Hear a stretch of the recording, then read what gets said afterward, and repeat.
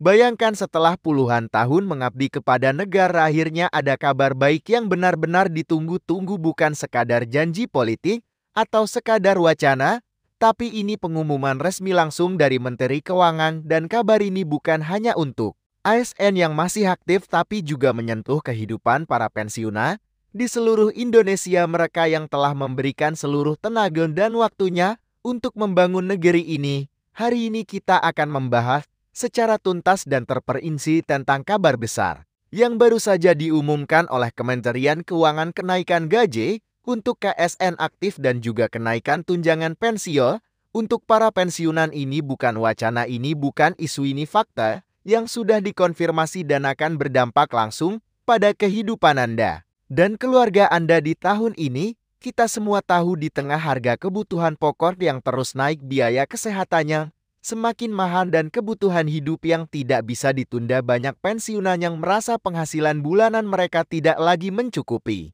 Terlebih lagi banyak dari kita yang bertanya-tanya, apakah pemerintah masih peduli? Apakah ada harapan untuk hidup yang lebih layak di masa pensiun? Dan jawabannya hari ini adalah ya. Melalui pengumuman resmi ini, pemerintah bukan hanya menunjukkan perhatian, tapi juga mengambil langkah nyata. Kami akan kupas tuntas detail kenaikan ini, berapa persen kenaikannya, siapa saja yang berhak, kapan mulai diberlakukan, apakah berlaku juga untuk pensiunan janda duda ASN, dan bagaimana dampaknya terhadap iuran atau potongannya. Mungkin terjadi. Bukan hanya itu, kita juga akan membahas konteks besarnya, apa alasan kenaikan ini dilakukan tahun ini. Apakah berkaitan dengan kondisi fiskal negara, pemilu, atau kebijakan jangka panjang kesejahteraan aparatur negara?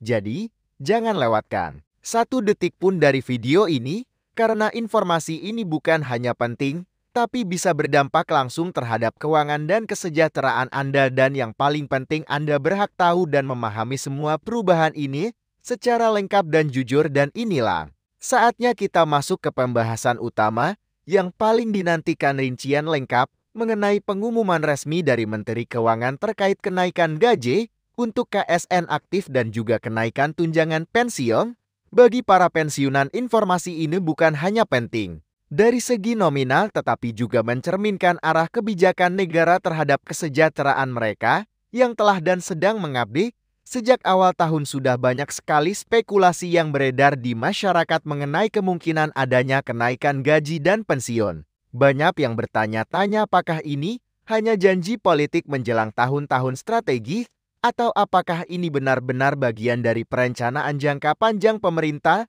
dalam rangka reformasi birokrasi dan pemulihan ekonomi pasca pandemi. Nah, ternyata semua spekulasi itu akhirnya dijawab dengan satu pengumuman resmi yang cukup mengejutkan dan melegakan banyak pihak. Menurut keterangan dari Kementerian Keuangan, kenaikan gaji ASN dan tunjangan ini bukan hal mendadak yang tanpa perhitungan. Ini sudah dirancang dan dibahas dalam berbagai rapat kabinet serta melalui pembahasan mendalam dengan Badan Kepegawaian Negara (TASPE) dan juga Bappenas. Tujuannya adalah untuk memastikan bahwa kebijakan ini bukan hanya sekedar hadiah, tapi benar-benar menjadi bagian dari kebijakan fiskal yang sehat dan berkelanjutan. Lalu berapa besar kenaikannya? Nah, ini yang paling menarik. Berdasarkan data terakhir, kenaikan gaji untuk ASN aktif akan berada di kisaran 8% hingga 12% tergantung pada golongan dan masa kerja sementara.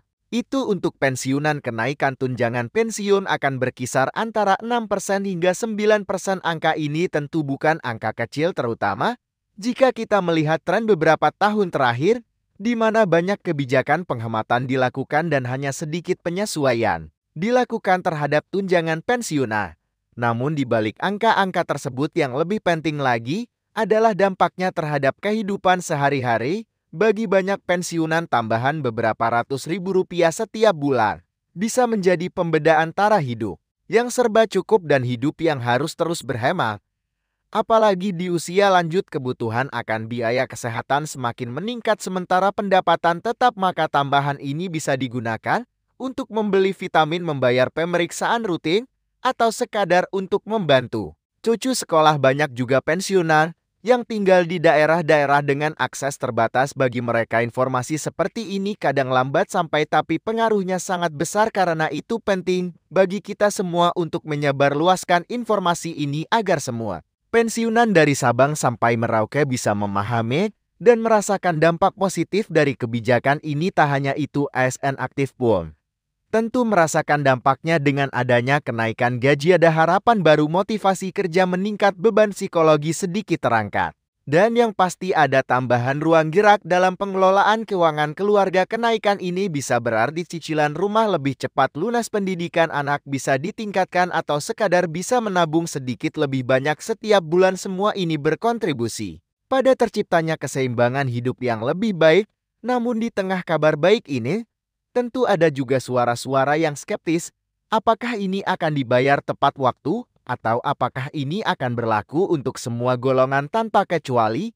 Adalah pertanyaan-pertanyaannya wajar muncul. Dan menurut penjelasan dari pihak Kementerian Keuangan, skema pelaksanaan kenaikan ini sudah disiapkan dengan cukup matang. Pembayaran akan dilakukan secara bertahap mulai triwulan berikutnya, dan pemerintah daerah juga akan diberi panduan teknis untuk implementasi di tingkat lokal. Bukan hanya itu, sistem pembayaran digital dan pencairan melalui bank juga sedang ditingkatkan agar prosesnya lebih transparan dan cepat. Jadi tidak ada lagi cerita tentang pensiunan yang harus bolak-balik ke kantor pos atau bank hanya untuk menanyakan kapan tunjangan cair. Semuanya sedang diintegrasikan dalam satu sistem yang lebih modern dan efisien. Selain itu, penting juga untuk memahami bahwa kebijakan ini adalah bagian dari visi besar pemerintah untuk menciptakan sistem birokrasi yang lebih manusiawi. Artinya ASN bukan hanya dilihat sebagai roda penggerak administrasi, tapi juga sebagai manusia yang memiliki kebutuhan, cita-cita, dan tanggung jawab terhadap keluarga. Begitu juga pensiunan mereka bukan sekedar data statistik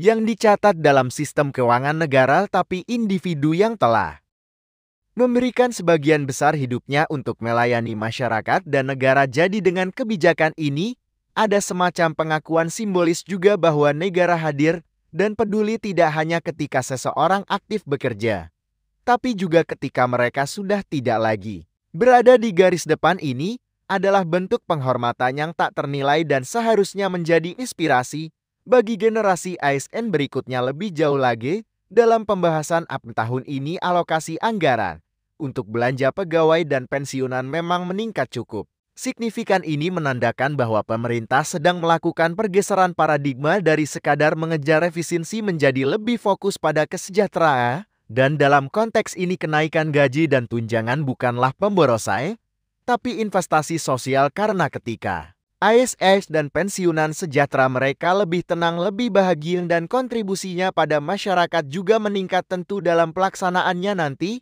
akan ada tantangan, mungkin ada keterlambatan administrasi atau perbedaan tafsir dalam implementasi teknis di daerah, tapi ini sudah diantisipasi melalui pelatihan bagi bendahara, sosialisasi regulasi baru, dan penguatan sistem monitoring. Bahkan hotline pengaduan dan sistem digitalisasi laporan sudah mulai disiapkan agar semua kendala bisa segera ditangani. Menariknya, kebijakan ini juga mendapat respons positif dari berbagai organisasi pensiunan dan asosiasi AS. Mereka menyambut baik langkah ini dan bahkan mendorong agar ada evaluasi berkala ke depannya. Tujuannya adalah agar sistem tunjangan dan gaji bisa terus disesuaikan dengan perkembangan zaman dan kebutuhan hidup yang makin kompleks. Kita juga tidak bisa menutup mata terhadap fakta bahwa masih ada ketimpangan dalam penerimaan pensiun di beberapa golongan. Misalnya, pensiunan dengan pangkat rendah dan masa kerja singkat tentu menerima tunjangan yang jauh lebih kecil dibandingkan mereka yang berada di golongan atas. Maka dari itu, wacana ke depan adalah untuk merancang sistem pensiun yang lebih adil dan proporsional. Salah satu caranya adalah dengan mengadopsi sistem pensiun berbasis iuran dan manfaat yang lebih fleksibel. Namun semua itu tentu perlu waktu. Untuk saat ini, kenaikan yang sudah diumumkan ini adalah langkah awal yang sangat positif. Dan tidak hanya itu, ini juga menjadi bukti bahwa suara pensiunan dan ASIR yang masih didengar, karena selama ini banyak yang merasa terabaikan seolah-olah setelah pensiun mereka sudah tidak lagi.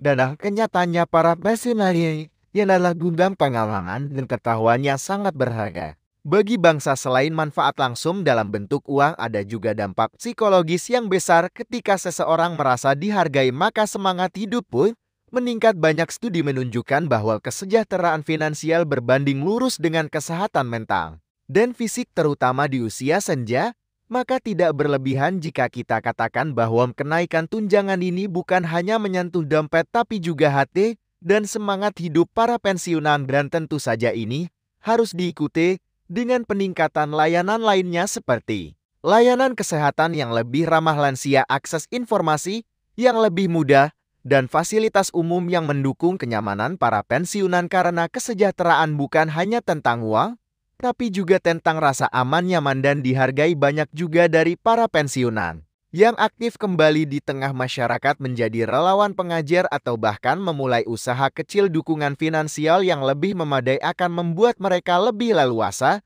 dalam berkontribusi. Ini penting karena dengan bertambahnya usia, banyak yang tidak ingin hanya duduk diam, tetapi tetap ingin berguna bagi orang lain. Yang menarik, pemerintah juga mempertimbangkan untuk melakukan digitalisasi sistem pensiun yang lebih canggih, termasuk peluncuran aplikasi pensiunan yang bisa memuat informasi saldo, histori pembayaran, hingga fitur konsultasi keuangan dan kesehatan. Jika ini berjalan sesuai rencana, maka ke depannya proses administrasi akan jauh lebih mudah dan transparan. Dalam konteks ini, peran keluarga juga sangat penting. Keluarga harus mendukung para pensiunan bukan hanya secara emosional, tapi juga dalam memahami hak-hak mereka. Anak-anak atau cucu yang melek teknologi bisa membantu mengakses informasi digital, memantau pencairan tunjangan, dan membantu bila ada keluhan administratif.